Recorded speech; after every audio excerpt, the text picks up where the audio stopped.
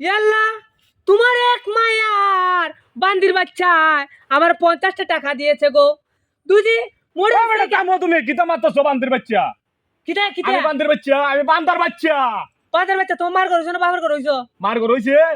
মা তোমার মা কিটা বান্দির বাচ্চা না হ্যাঁ ও চাচা, এ হারা হারা তোমার তো বিক্রি শিক্ষা করো না।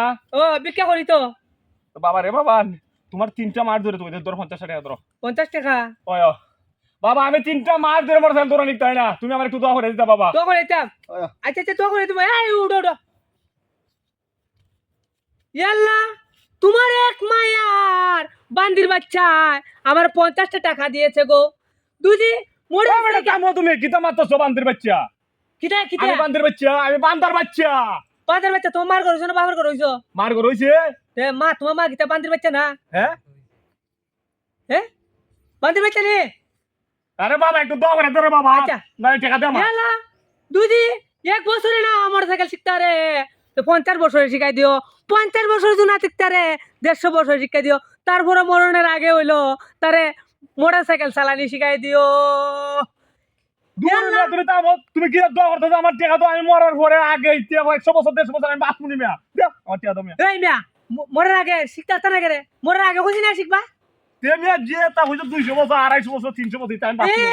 এটা তো আর 2 চাকার গাড়ি না এটা 2 চাকার গাড়ি শিখতে খুব কঠিন আছে বাবা বাবা রে তুমি যে এবার আমার টাকা দাও না বাবা। 50 টাকা দেবো আমি তোর দোয়া ফিরাই দাও ওরে বেটা বেটা রে তোমার দ্বারা রে বউ দোয়াটা লইয়া আমার যে একটা লস 50 টাকা কই কইলাম বাপ রে বাপ। দেখছো কারবা এই দোয়া করছি না দুই জীবনে একবার মোটরসাইকেল শিখতে আরো তাহলে আমারে একটু চাকাটা মেয়ে সরাইও ভাই